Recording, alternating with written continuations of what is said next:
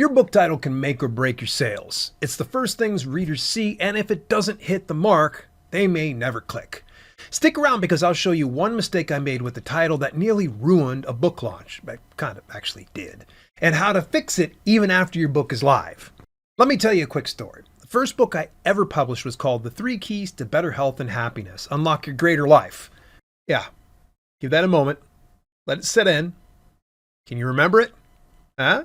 If so, don't rewind. I want you to put it down in the comments if you happen to remember that title. Oh my gosh, it took me a while to realize the title wasn't just long, it was working against me.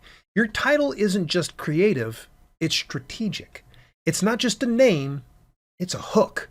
It's your first and best chance to stop someone from scrolling. Let's break down what makes a great title. There are 3 big things to consider: tone, genre, and audience expectation. If you're writing nonfiction, your title needs to promise a result or solve a problem fast. If you're writing fiction, your title needs to create intrigue, emotion, or instant genre clarity. Let's look at a few titles that work. For instance, The Silent Patient instantly signals suspense or psychological thriller. Mexican Gothic, 2 words, and you already know the vibe. Atomic Habits, clear benefit, specificity, and tension in 2 words. Bestseller book launch plan, one of mine. It's not flashy, but it tells you exactly what it delivers. The goal? Clarity over cleverness. If they don't understand what they're getting, they won't even click the thumbnail, let alone buy. Start with your manuscript. Look at recurring themes, lines of dialogue, chapter titles, or story beats. If nothing pops, zoom out. What does your ideal reader want from this book? What are they feeling or searching for? When I get stuck, I don't just ask an AI to spit out a list of titles. I start a conversation with ChatGPT or ChatKit by way of Dibly Create. Big shout out to Dibly Create, by the way. I paste in 5 to 10 titles I'm considering and ask which one has the most emotional impact, which one sounds most genre accurate. I volley ideas back and forth until I land on something that sticks. If I'm writing to market, I'll take it a step further and run keywords through Kip Scout, through Dibly Create of course, or Publisher Rocket. Now Kip Scout is free and gives me a basic sense of what terms people are searching for, though it's a bit light on fiction data right now. They're improving that, by the way. Publisher Rocket goes deeper, especially if you want keyword data across Amazon's international marketplaces. But honestly, you can get 80% of the way there with common sense and clarity. The rest is just polish. Here are the top mistakes I see authors make with titles. Number 1, being vague. Titles like Awakening, Reflections, or Becoming Me are basically invisible. They could be anything, and that's the problem. Number 2, mixing genre signals. If you're writing a sci-fi, don't name your book A Whisper of Roses. And if it's a romance, Blood Harvest might not send the right message. Mixed signals equals wrong audience. Number 3, word salad. Especially in fiction, you don't need a subtitle with 12 words. Simplicity wins the scroll test. Number 4, trying to be clever instead of clear. Your job is to grab attention, not impress other authors. Don't make people guess what your book is about.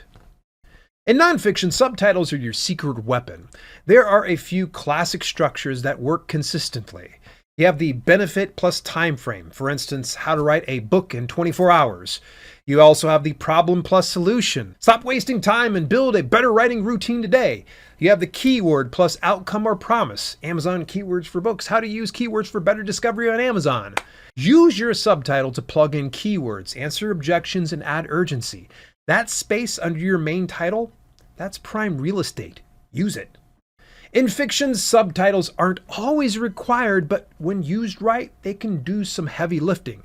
You'll often see short descriptors like The Deep, a novel by Nick Cutter, or The Writer, a thriller by James Patterson. Those aren't there just for SEO. They're there to signal genre and format clarity at a glance. A novel isn't always necessary, but it still helps some readers distinguish your book from a memoir or nonfiction. Now, if you're a smaller indie author trying to break into a crowded space, you might go deeper with a long-tail subtitle, something like a post-apocalyptic survival thriller or a slow-burn paranormal romance. This helps you get picked up in search. It gives Amazon something to latch onto when recommending your book. But word of caution, don't keyword stuff your subtitle. It has to read naturally. If it feels robotic, readers will smell it a mile away. Let's say you're already published and your title stinks. What now? If it's an ebook, you can change the title and subtitle inside KDP. But don't stop there. You'll also need to update the cover, metadata, interior references, promotional assets. Yes, it's work. But if your current title is hurting discoverability or confusing your audience, the update might be worth it. And if you're worried about rebranding a series, don't be. I've seen indie authors update their titles, refresh their branding, and gain traction. Just don't do it impulsively. Test your new title before relaunching. Ask readers, do a poll, or run a few A/B comparisons on social media or through email. Let's talk copyright and trademarks. A lot of authors think, well, there's already a book called The Chase, so can I just use that? Technically, maybe. But ethically and strategically, probably not.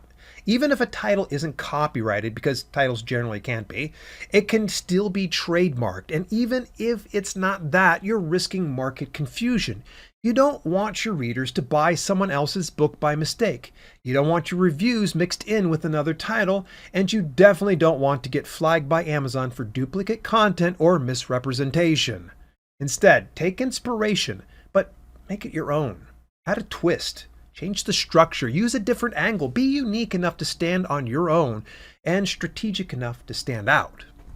A great book title isn't just creative, it's a tool.